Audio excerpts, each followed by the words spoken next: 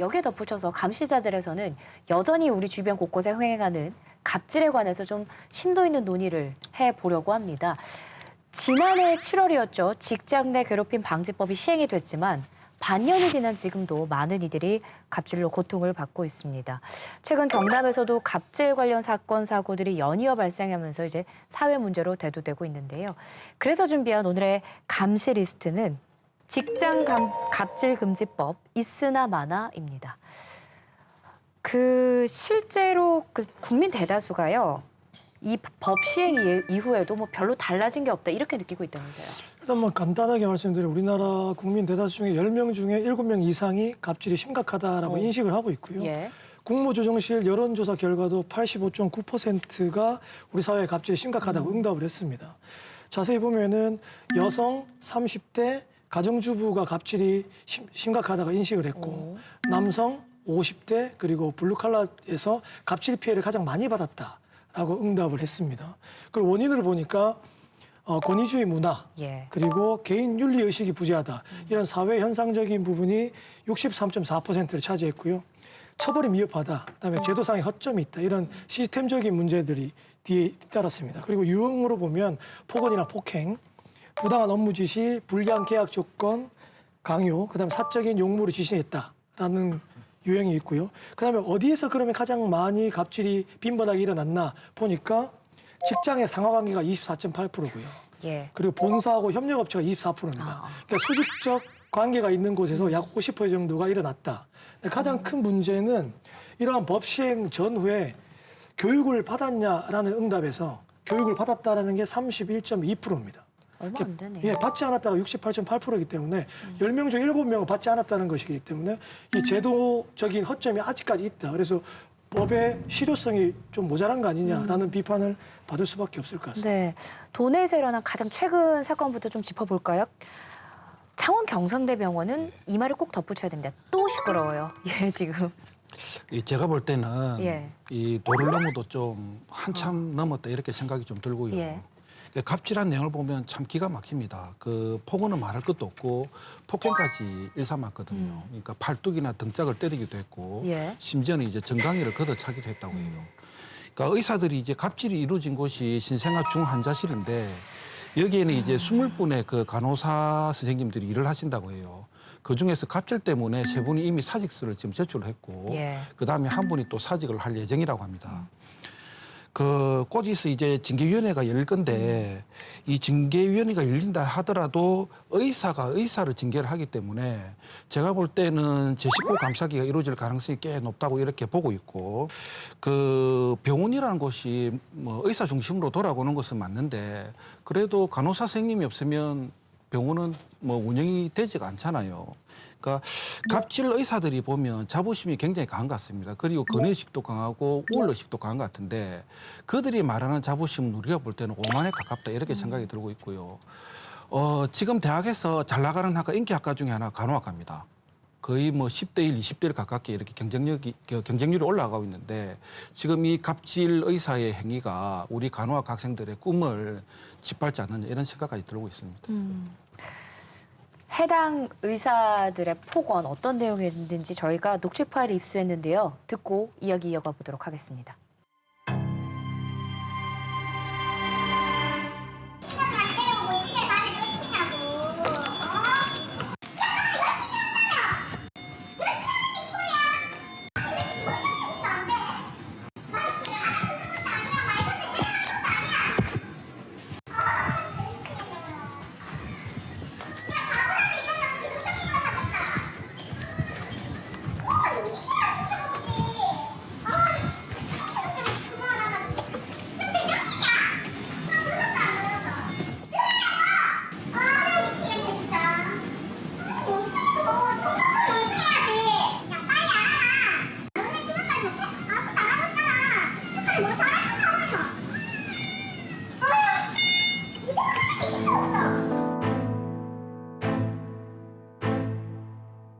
왜 시키지 말라 하노? 와, 이것들 진짜 너 해도 너무한다 이가. 아무리 일로 못해도 그렇지. 돌았나? 너 맨날 사고 치면서 너 스트레스 안 되는 거 굉장히 못 맡긴다 이가. 진짜 인간이라도 해야 되거든 아이가. 정신 있는 것들이 없는 것들이다. 내 앞서 안 되는 것만 빼앗가지고 뭐 전담만 연락했네요. 이런 수준이 떨어지고 어쩌같이 일어나노? 듣는데도 스트레스 엄청 받으시죠. 지금 저한테 하는 우리한테 나한테 하는 얘기 아닌데도 그러시죠. 근데 사실은 뭐 저분들이 저 병원 밖에서도 저렇게 할까라는 그런 생각이 들거든요. 과연 병원 밖에서 저렇게 할까? 만약에 병원 밖에서 저렇게 하면 저건 사회적 폐인이거든요. 저거는 폐인이 다름없습니다. 그럼 안에서는 그렇게 하고 밖에서는 그러면 또 안 그렇다면 그거는 뭐 한자 말로 말하면 뭐 다중격이거나 아니면 뭐 인면수심이거나 뭐 이런 걸 건데 가만히 보니까 저분들이 치료를 해야 될 사람이 아니고 치료를 받아야 될 사람입니다. 저 사람들이. 그러니까 정도가 심하죠. 예, 저 정도 되면은 아마 일종의 범죄 행위에 가까운 정도 수준이기 때문에 예, 지금 뭐 제가 보기에는 멘탈이 완전 붕괴된 상태입니다. 저는 멘탈 붕괴된 상태에서 어떻게 진료 얘기를 하는지 상당히 의심스럽습니다. 예. 근데 저는 또 더 경악스러운 건 여러분 잘 들으셨는지 모르겠는데 중간에 아기가 울어요. 그렇죠. 그러면 이제 아기가 다 누워 있는 그 신생아실에서 아기들이 그걸 다 듣고 있다는 거잖아요. 억장이 무너지죠. 그러니까 지금. 아이들은 무슨 죄입니까, 그죠? 그런 걸 다 듣고 있는 건데 더군다나 더 심각한 거는 그 폭언을 들은 간호사가 스트레스를 받을 것이고 그러면 간호의 서비스 질이 떨어질 건데 당연하죠. 그게 다 신생아들이 다 받는 건 아니겠습니까? 그럼요. 그리고 지금 이 근무 중에 녹취를 한 것인데 이 나온 것만 이건데요. 지금 밝혀지지 않은 것들 보건 폭행이 더 많다고 전 느껴지거든요. 그리고 했던 말들을 보면 첫째로 하도 소리를 많이 질렀다고 합니다. 그래서 간호사들이 손을 벌벌 떨면서 일을 했다고 하는데 바보로 데리고 와도 이런 기본적은 알겠다. 정도껏 멍청해라 이렇게 얘기를 하면서 또 등짝하고 발목을 자주 때렸답니다. 발뚝을. 그리고 내가 너 그만두게 할 거다라고 사직할 때까지 복원했는데 또 사직을 했습니다. 그러고 난 다음에는 내가 사직하게 했다라고 무용담을 또 얘기를 했다는 거죠. 그래서 말씀하신 것처럼 실제 간호사 수명 중에 3명이 이미 떠났고요. 1명이 사직 예정이라고 하니까 큰일인 것이고 거기다 더 문제는 근무 태만입니다.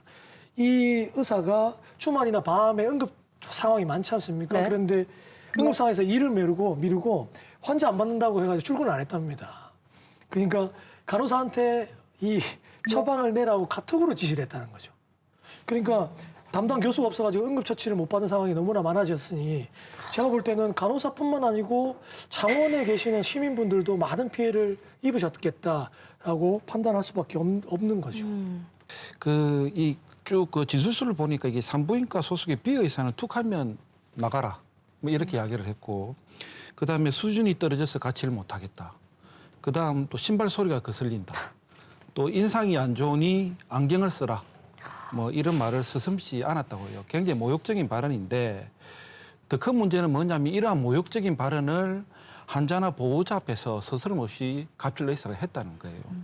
그럼 이 간호사분들이 수치심이 얼마나 많이 들겠습니까? 그래서 이 주위에서 그러면 하소연을 좀 해라.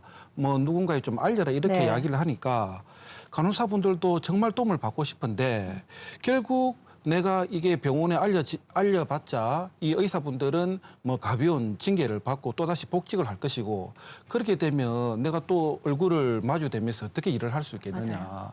내한테 돌아올 보복 뭐 이런 게 너무나도 공포스럽고 두려워서 내가 어떻게 일을 할 수 있겠느냐. 그래서 함부로 이렇게 우리의 고충을 뭐 다른 분들에게 이야기를 못한다 이런 하소연까지 지금 하고 있는 중입니다.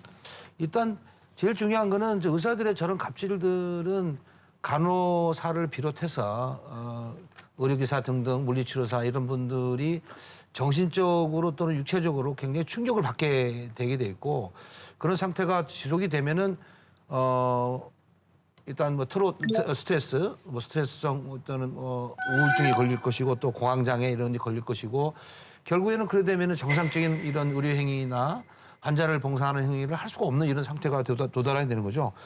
문제는 거기서 끝나는 게 아니고 저분들이 퇴사를 여러 번 했는데 퇴사를 하고 나서도 다른 직장에 가서도 그런 트라우마가 쌓여 있을 때 과연 진료 행위를 할 수 있을까 위축감 때문에 이런 것이 더 문제이기 때문에 이것은 전체로 보면 국가적인 이런 범죄 행위에 가까운 문제입니다. 국가의 의료 서비스를 전체적으로 추락시키는 행위이기 때문에 아주 강력하게 좀 처벌해야 한다고 생각합니다. 이 사안에 대해서 뭐 해당 의사들의 입장이 나오는 게 있습니까? 예, 뭐 처음에는 잘못한 부분을 인정하고 사과를 하겠다 이렇게 입장을 밝혔는데 이게 사건이 좀 커지고 막 이래 되니까 입장의 변화가 이제 이게 되는 것 같습니다. 그 소아청소년과 A 여사는 이제 괴롭힘 문제로 지적된 부분은 인정하지만은 그건 의도한 것은 아니었다 이렇게 이제 변명을 하고 있고요. 또 폭행에 대해서는 피해자들의 진술과 실제로 다르고 폭행을 한 것이 아니라 아마 차원에서 두드려 준 거다.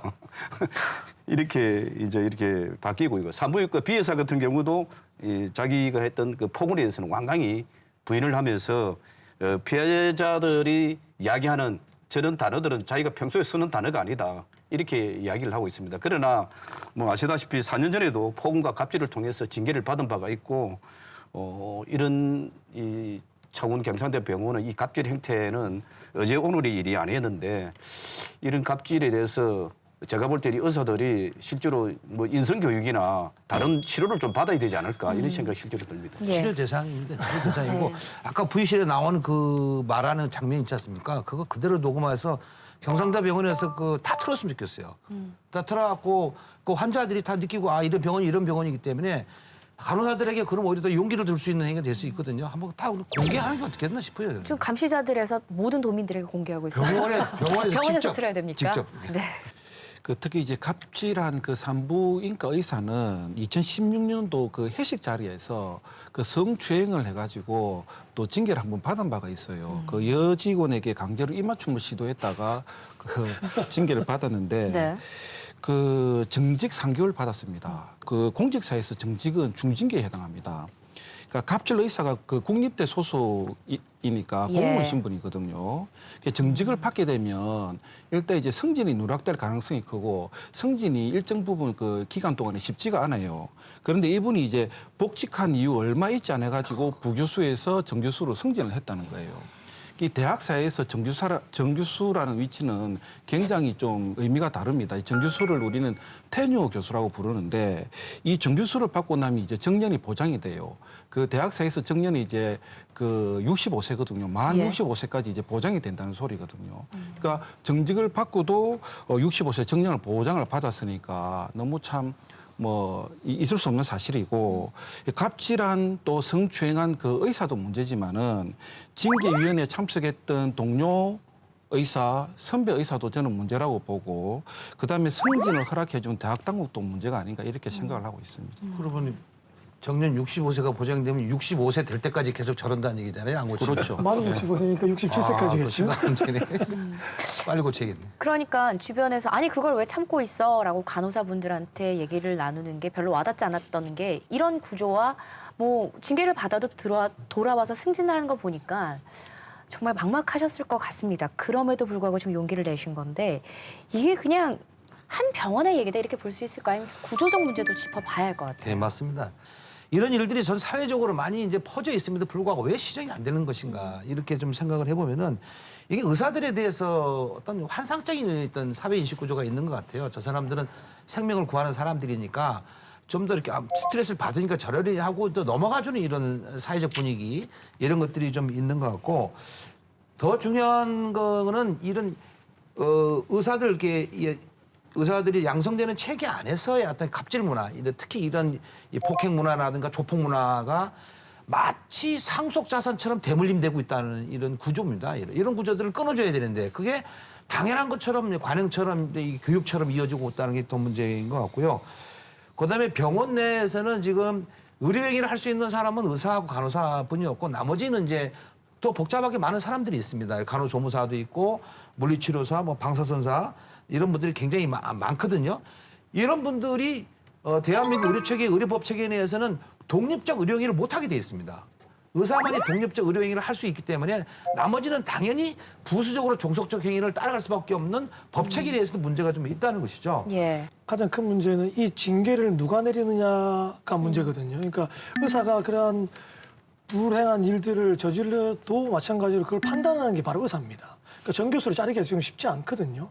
그런 문제가 가장 크죠. 그러면 그런 불행을 겪었던 간호사가 폭로를 하지 않습니까? 그러면은 해당 의사를 딴 데로 보내야 되지 않습니까? 근데 여전히 같은 장소에서 근무를 하고 있다는 거죠. 그러니까 우리가 흔히 말하는 이제 근무 환경을 변화시켜 줘야 된다. 그러니까 장소를 이전시켜 줘야 된다는 것들을 아직 조치를 하고 있지 않다는 거고. 그 두 번째로는 부당 같은 곳에서 일을 하고 있으니까 너 폭로했잖아라 뭐 부당 대우가 심해질 거 아닙니까? 그럼 더욱더 극심한 스트레스를 받게 되고 그 간호사는 결국 다른 병원으로 이동을 하든지 그만두든지 스트레스를 받을 거 아닙니까? 그러면 각자 아까 말씀하신 것처럼 트라우마로 남게 되고요. 이런 것들이 계속 구조가 되고 그래서 다수의 피해 간호사들이나 이 피해자들에 대한 보호되는 법적 장치가 전혀 준비되어 있지 않다. 그게 너무 안타까운 실정인 거죠. 예. 2016년도 2월에 이제 질 높은 의료 서비스를 받을 것이라는 도민들의 지역민들의 상당히 기대를 하고 있었거든요. 그런 속에서 출발한 창원 경상대 병원이 비리, 갑질, 논란의 종합 세트가 돼버렸는데 개원 4년 내내 이 문제가 계속 들끓고 있습니다. 계속 의료 사고도 일어났지요. 분쟁이 일어났지요. 2018년도 국정감사에서는 임금체불 8억이 됐다고도 지적을 받았지요. 지난해 말에는 또 송년회 한다고 회식한다고 그 창원 소방부에 전화를 해가 응급 환자 이송을 좀 자제해달라. 아, 자기네들 회식한다고요? 자기들 회식한다고. 100명 모여서 회식했다. 이렇게 공문을 보냈습니다. 예, 공문을 보냈는데 그러다 보니까 창원대 경상병원은 각종 비리 논란의 백화점이요. 논란 종합 쇠타라는 비아냥이 계속 들끓고 있는 겁니다. 그래서 저는 이번에 이 사건은 어떤 징계가 내려지는지 좀 지켜봐야겠다라는 말씀을 드리면서 더 솔직히 말씀드리면 기대는 안 되거든요. 이게 뭐 그죠? 어떻게 보세요? 일단 이제 네. 창원 경상대병원은 그 고충심사위원회를 구성을 해가지고 그 해당 과에 근무하는 그 간호사 선생님들에게 그 갑질 실태에 관한 그 전수조사를 실시를 했습니다. 온라인으로 실시를 했는데 200명인데 그중에 이제 답을 하신 분은 80명 정도 된다고 해요. 예. 이 80명의 답신을 보니까 모두 직간접적으로 폭언과 폭행은 있었다 이렇게 이야기를 했고 특히 이제 갑질 산부인과 의사의 경우 너무 이 갑질이 일상적이다 보니까 웬만한 거는 묻어가지고 그냥 넘겨갔다 이런 그 답신도 있었고요. 그래서 이 그 고충심사위원회는 이 전수조사 결과를 바탕으로 그 징계위원회를 이제 열 것 같은데 이걸 이제 진주 경상대병원에서 열 것 같아요. 예. 그런데 이제 두 분이 이제 갑질을 했지 않습니까? 한 분은 청소년 소아과 의사는 그 신생아 중환자실 실장이었는데 그 지금 직위가 그 보직이 해임이 되었고 예. 나머지 한 분은 경상대 그 교수 소속이니까 교수 신분이니까 지금 경상대 학교에서 최종 징계 결정을 내릴 것으로 이렇게 이제 뭐 예상이 되고 있는데 앞서 얘기한 것처럼 이 그 징계위원회가 결국 이제 그 의사가 의사를 징계를 할 가능성이 높고 그 다음에 자기 식구를 징계를 하니까 제 식구 감사기가 이루어질 가능성이 높은데 제가 볼 때는 대학 자체 조사도 물론 필요는 한데 좀 한 발 더 나아가가지고 보건복지부나 네. 감사원의 감사가 좀 있어야 되지 않느냐 이번에는 이렇게 보고 있습니다.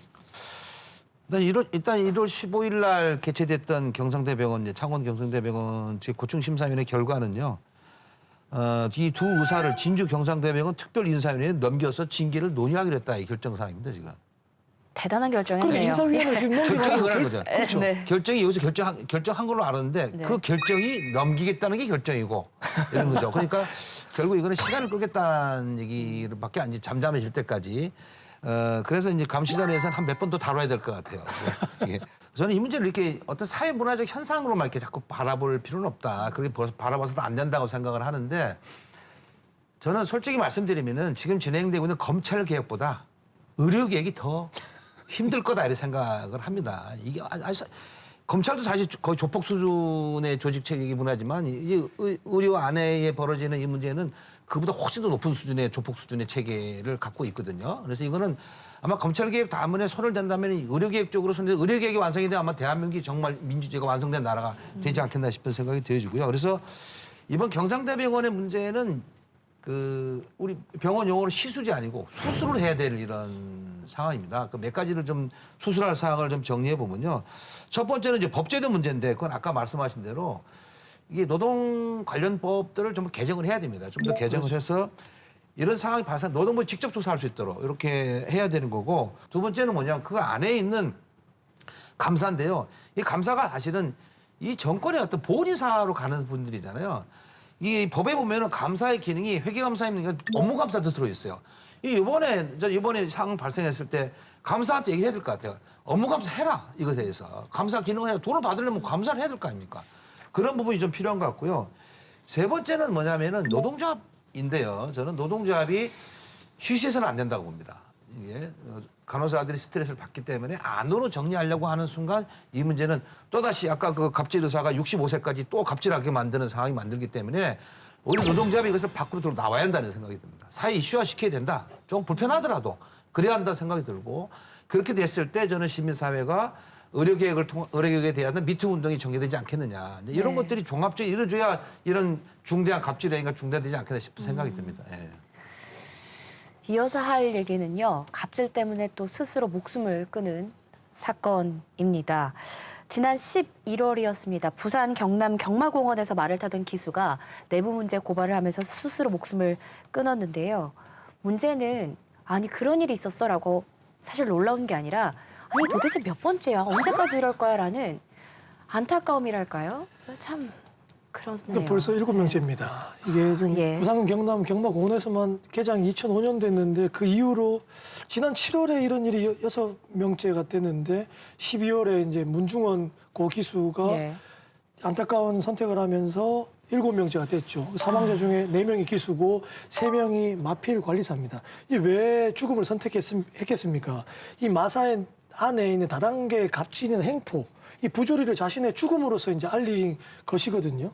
그다음에 과도한 업무나 이런 것들이 많습니다. 왜냐하면 이 과도한 무한 경쟁 체제거든요. 승자 독식 구조입니다.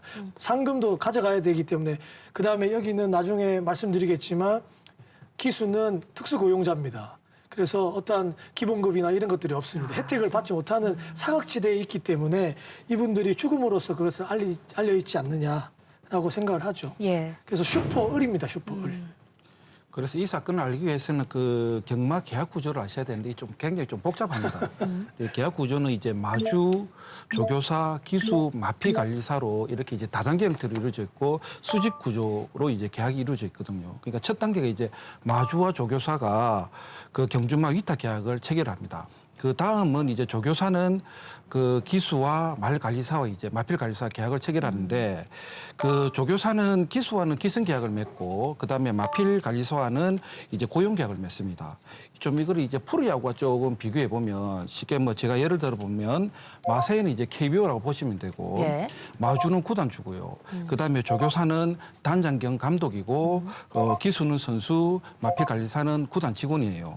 그러니까 단장은 선수를 방출시킬 수도 있고 그 다음에 트레이드를 시킬 수도 있고 그 다음에 연봉 계약금까지 다 갖고 있잖아요.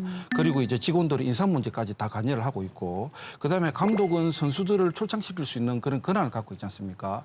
굉장히 막강한 권한을 다 갖고 있습니다. 이런 측면에서 볼 때 기수와 마필 관리사는 조교사의 눈치를 볼 수밖에 없는 거예요. 그러니까 그 기수가 조교사에 밉보이기 시작하면 말을 못할 수도 있고 그다음에 말을 타더라도 병든 말을 탈 가능성이 높다고 합니다. 그렇게 되면 본인이 경기에 뛰지 못하니까 수익이 제로 상태로 갈 가능성이 높고 아니면 병든 말을 타면 성적이 좋지 않으니까 또 상금 배당이 줄어들 수밖에 없고 그러니까 이제 조교사에게 무조건 충성을 다짐하고 맹세할 수밖에 없는 그런 구조에 앉고 있는 거고요. 뭐 예컨대 이제 조교사가 그 승부 조작 같은 부당한 지시를 내려도 기수는 어쩔 수 없이 여기에 따를 수밖에 없고 뭐 마피엘 관리사도 마찬가지라고 보시면 될 것 같습니다. 저는 대한민국에서 가장 복잡한 구조가 그 재벌의 지분 구조가 제일 복잡한 줄 알았는데 이게 마사의 내 구조도 그게 못지않게끔 아주 복마전 구조더라고요. 복마전 고리에서 핵심이 뭐냐면 이제 조교사입니다. 기수하고 마필 관리사에게는 가장 위에 상급 갑질 행위자가 이제 조교사인데 그런 만큼 이게 뭐 운동 경기를 따지면 감독인데 어떤 착취와 갑질의 중간 고리를 담당하고 있더라고요. 그래서 이분들이 또 말단의 작전 세력이기도 하고 전체 마피아 구조에서 또 그 문제는 그 밑에 이제 선수로서 기수들이 있기 때문에 이 작전 세력이 감독의 말을 안 따를 수가 없는 그런 상황이 돼서 이 갑질 구조가 아주 체계화돼 있다는 생각이 좀 들었고요. 그런데 이제 마피아들이 이 말단의 기수들을 어떻게 통제하는 제도 시스템을 보니까 면허갱신이더라고요, 이게. 네. 1년에 한 번씩 면허를 갱신해야 되는데 면허가 있어야 기수 될 거 아닙니까, 이제. 그럼 평가를 하는데 이 평가를 하는 이제 데 있어서 영향력 발휘하는 게 조교사들이라는 거죠. 왕이네요, 왕. 그렇죠. 거의 뭐 제왕 수준인데 황제는 위에 있고 마피아들이 예. 제왕 수준에서 이제 이런 이제 강압적 행위를 통해서 말을 듣지 않는 사람들에서는 인사고과 이러고 뭐 점수 낮게 주듯이 뭐 점수를 낮게 줘갖고 면허를 갱신 못하는 압박을 하면은 당연히 따라할 수밖에 없는 이제 그런 건데. 아니 근데 일반 네. 회사에서는 아무리 상사가 갑질을 해도 뭐 네. 인사고과 안 주면 뭐 승진 못해? 물론 승진도 중요하지만 그 정도에서 끝난다면 지금 여기서는 조교사가 어떻게 하느냐에 따라서 이 사람의 수입과 생계가 생계가 완전 왔다 갔다 하니까 맞습니다. 이게 완전 이제 이게 뭐냐면 다 쥐고 그래서 있는 거죠. 면허갱신 제도를 하는 생사 여탈권을 쥐고 있다. 예, 조교사가 이런 생각이 듭니다. 이번에 이런 일이 생기는데 고인이 돌아가시고 난 다음에 이제 실태 조사를 공공운수노조 했었는데요. 좀 상당히 심각합니다. 기수 중에서 58.57%가 조교사로부터 부당한 지시를 받은 경험이 있다라고 말을 했는데 이 내용이 중요합니다. 내용이 네. 뭐라고 되냐면 말의 능력을 전부 발휘하지 마라. 다리가 안 좋은 말을 출전시킨다. 말을 승부조작이네요. 죽을 만큼 패라. 이건 뭐 승부를 거의 조작한다는 느낌의 어떤 지시를 하고 있다는 거죠. 이게요. 두 번째는 기수 중에 60.3%가 조교사의 부당한 지시를 거부할 수 없었다. 그 이유가 뭐냐면은 기수의 85%가 말을 탈 기회가 축소되거나 박탈이 된다. 그렇기 때문에 따라갈 수밖에 없었다 얘기를 했거든요. 그다음 부당한 지시를 에 대해서 기수가 선택할 수 있는 방법이 뭐가 있느냐? 그랬더니 72.22%가 어쩔 수 없이 그냥 탄다. 그러니까 거의 무기력 상태에 빠져 있는 거죠. 기수들이요. 결국에 뭐냐면은 기수들을 면허갱신이라는 이런 조교사들의 어떤 작전 세력의 무기를 가지고 경마장에 돈을 거는 사람은 모르는 상황에서 부정경마로 연결될 수 있는 이런 위기적 상황까지 올 수 있다는 것을 이제 명확하게 아셔야 될 것 같습니다. 한국 마사의 비리 의혹을 유수에 담긴 이제 문기수는 이제 이것을 견디기 힘들어 가지고 자기가 직접 조교사가 돼야 되겠다 이렇게 하면서 결국 2015년도에 면허를 따게 되는데 그러나 면허를 땄다 해가지고 조교사 역할을 바로 하는 것은 아니거든요. 마방을 지정을 받아야 되는데 이 마방을 지정받는 데 있어 가지고 계속적으로 마사이처가 누가 가깝느냐 이 사람하고 누가 좀 가깝냐 소문이 납니다. 근데 소문대로 이렇게 돼가는 거예요. 그 자기는 4년이 되고도 받지를 못하는데 갓딴 사람들이 받게 된다든지 이런 걸 보면서 도저히 이 자기의 미래에 대해서 답답함을 여기고 불안해하면서 이제 결국은 이 유서를 남기고 극단적인 선택을 하게 되었는데 이 마사의 이 구조, 이 갑질의 구조도 어떻게 하면 빨리 사슬을 끊어줘야 예. 이 제2, 제3의 이런 일이 생기지 않을 거다 이런 생각이 듭니다. 그 돌아가신 문중원 기수의 그 유서를 보면 이 억울함과 울분들이 고스란히 담겨 있습니다. 저희가 그 내용 자세히 들여다보도록 하겠습니다. 부산 경남 경마공원 기숙사. 아직 이곳에는 문중원 기수의 흔적이 남아 있습니다. 그는 조교사로 전향하기 위해 자비로 해외를 오가며 트레이닝을 받기도 했는데요. 노력 끝에 자격을 취득했지만 실제 채용 과정에서 번번이 고배를 마셔야 했습니다. 그리고 지난 11월 조교사 개업 심사의 비리를 폭로하는 유서를 남긴 채 그는 스스로 목숨을 끊었습니다. 조교사로서 마방을 배정받기 위해서는 윗선과의 친분이 필수적이라는 것. 노력보다는 보이지 않는 힘이 더 크게 작용한다는 겁니다. 친분이 있는 사람들, 친한 사람들, 아무래도 마사회 같은 경우는 아직까지도 조교사 밑에 친척들이 들어와 있고 누가 봐도 이 사람은 떨어져야 되는데 합격이 된 부분도 많거든요. 마방 임대 심사 과정 의혹에 대해 경마공원은 어떤 입장일까? 근데 제가 뭐 인터뷰는 응하지 않겠습니다. 왜냐하면 인터뷰는 저희 쪽이 부산에서는요 끝났어요. 제도 개선이나 이런 부분은 부산에서 하는 게 아닙니다. 그럼 어디서 해요? 본사에서 하죠. 지금 본사에서 여기 있는 사람은요 뭐 인터뷰해도 뭐 딱히 들린 말씀이 없어요. 그렇다면 이 안타까운 죽음의 책임은 누구에게 물어야 할까요? 반복되는 비극이 남은 이들에게는 큰 상처로 남았습니다. 뭐 더 이상 동료들도 안 죽고 행복하게 사는 직장을 갖고 싶어 하는데 이게 구조적으로 변하지 않은 이상은 제가 봤을 때는 좀 힘들다고 보거든요. 죽기 일주일 전에도 저하고 만나서 술 한잔 먹고 했었는데도 그런 내색은 하나도 없었거든요. 밝고 재미있는 얘기 많이 잘하고 왜 그랬을까? 그래도 두 아이의 아빠인데 그냥 그만두면 되는데 중원이 마지막 모습이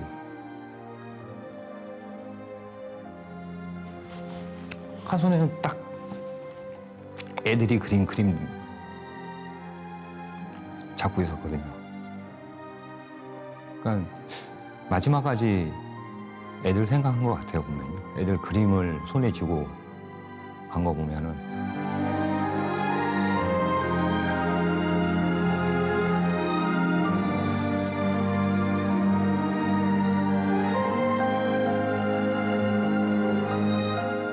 제가 봤을 때는 중원이는 크게 바라는 거 없거든요.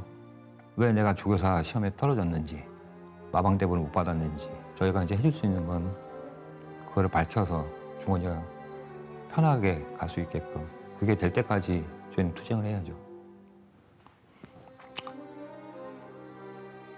중원이가 지금 아이스박스에 있거든요. 좀 빨리 편하게 갔으면 좋겠어요. 해결해서.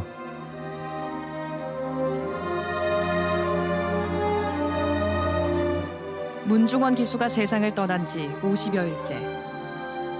유족들은 진상규명과 재발 방지책을 요구하며 장례를 미루고 있습니다. 마사회 측은 기수와는 직접 채용 관계가 아니라며 사실상 책임을 회피하는 상황. 유족들은 또 한 번 좌절해야 했습니다. 하지만 비극의 고리를 끊어야 한다는 각오로 끝이 보이지 않는 긴 싸움을 이어나갈 생각입니다. 제 남편을 이제 다시 살릴 수는 없습니다. 하지만 동료 기수들과 마필 관리사들이 차별받지 않고 갑질 없는 정당한 곳에서 일하기를 바랍니다. 죽음의 경주를 이제 그만 멈추십시오.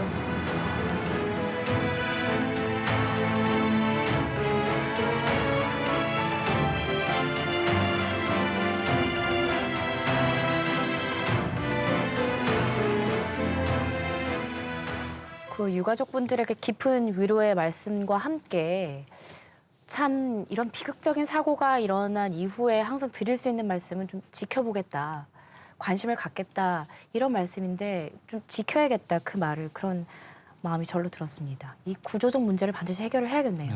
예.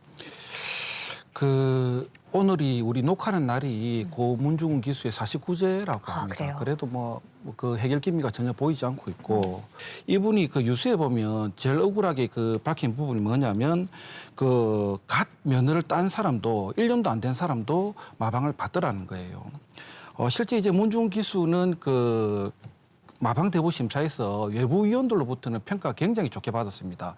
그 전체 지원자 중에 2위를 차지했다고 하는데 예. 상대적으로 이제 내부 평가위원으로부터 점수를 많이 못 받았다고 해요. 그래서 이 울분을 가지고 마사회 직원한테 이 토를 하니까 마사회 직원분이 윗분들하고 밥도 먹고 좀 잘 지내지 왜 그랬노 이렇게 이야기를 했다는 거예요. 결국 이 마방을 대부 받기 위해서 제일 필요한 조건은 뭐냐, 실력도 아니고 인품도 아니고 그 무엇보다도 제일 중요한 거는 윗분들과 잘 지나고 윗분들의 지시를 잘 이행하는 이런 게 이제 가장 좋은 필요 조건이 된 거죠. 예, 아까 VCR에서 그 유가족이 하신 말씀이 기억이 나는데 죽음의 경주를 멈춰라. 예.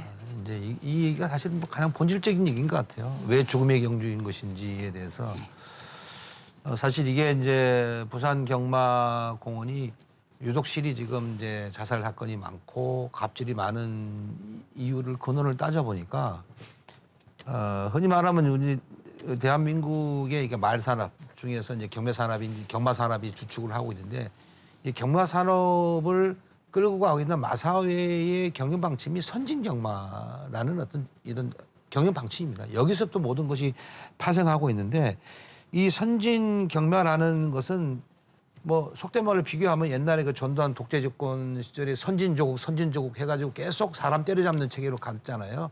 거의 비슷하게 선진 경마가 무한 경쟁을 끝없이 부추기고 이윤을 추구하는 구조로서 이 경마 산업을 만들면서 결국에는 죽음의 경주를 강조할 수밖에 없는 상황까지 왔는데요.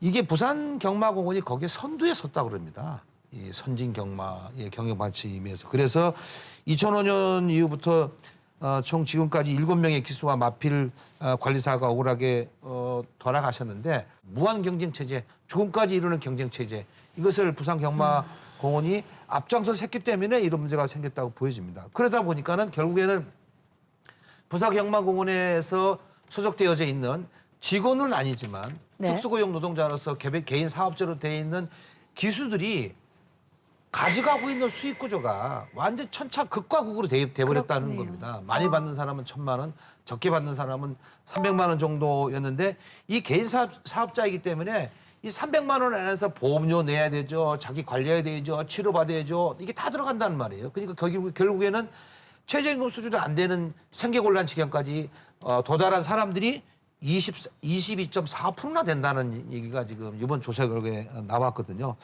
그래서 지금 이런 문제가 다시는 발생하지 않으려면은 대한민국의 경마 산업의 이런 대한민국 경마 산업 말 산업의 이게 아주 무한 경쟁 체제, 죽음의 경주 체제를 끊으려면은 이런 선진 경마라는 이런 경영 맞추면 빨리 폐기하고 새롭게 민주적인 관리 운영 체제로 가야 된다 이렇게 생각이 듭니다. 지금 김해 장례식장에도 서울 그 분향소에도 이 문기수의 동기 몇 명을 제외하고는 문상조차도 못 하고 있는 그런 상황입니다. 왜요? 왜 문상을 못 하느냐 하면은 이 마사회가 지켜볼까 싶어서 예. 마사회 눈이 눈치를 보면서 이 사람들이 불안해가지고 분향소를 가지를 못합니다. 분향소를 가게 돼가지고 혹시 또 불이익을 받을까 싶어서 가지를 못하는 그런 실정인데 그러다 보니까 눈에 띄는 행동을 아예 안 하는 것이 좋다 이렇게 생각해서 동료가 주고 갔는데도 문상도 못하는 그런 상태입니다. 예.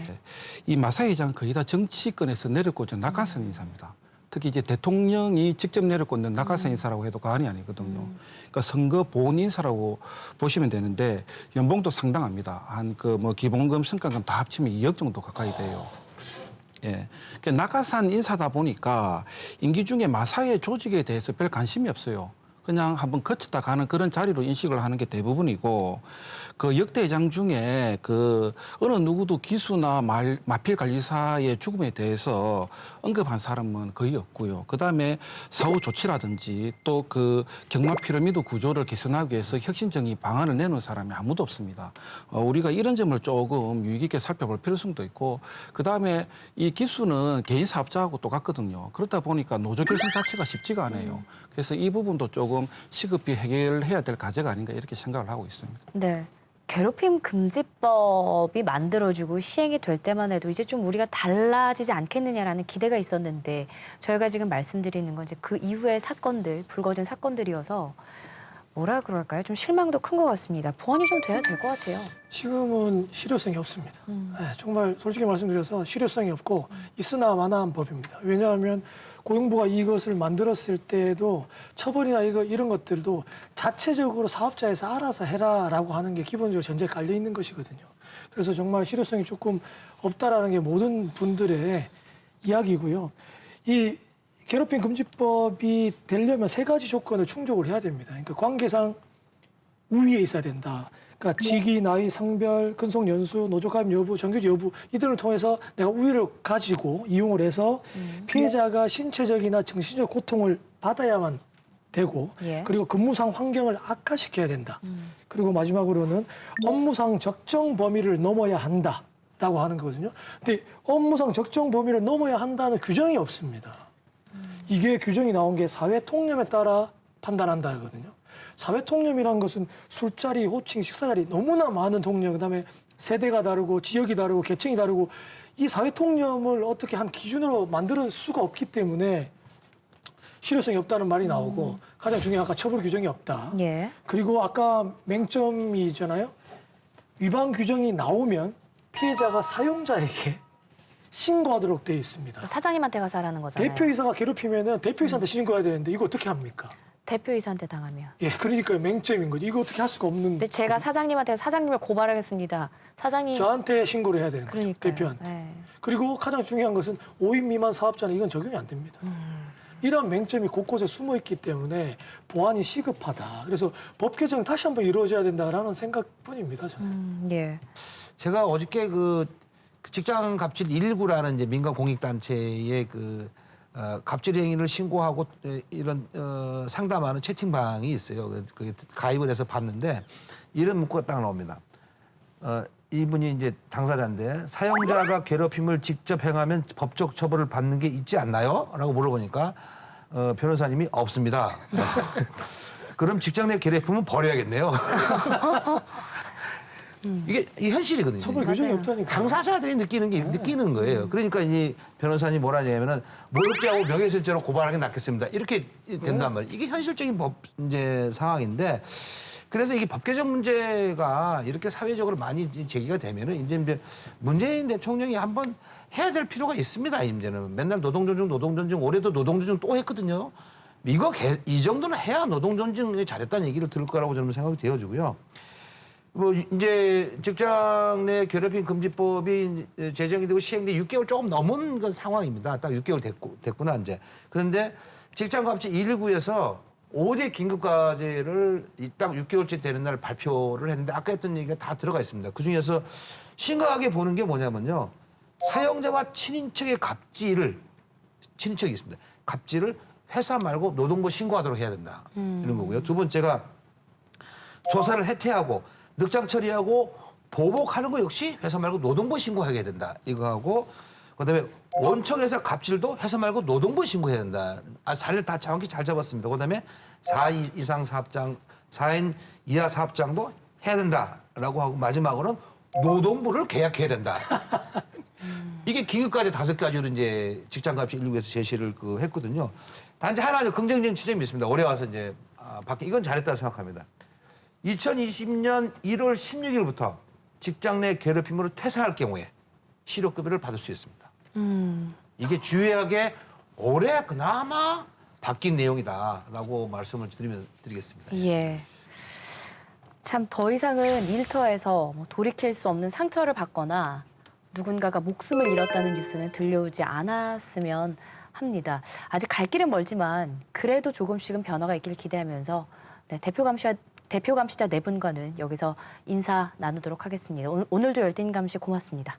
네, 감사합니다.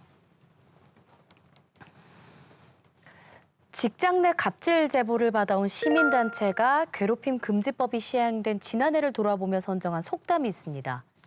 언덕은 내려다봐도 사람은 내려보지 말라.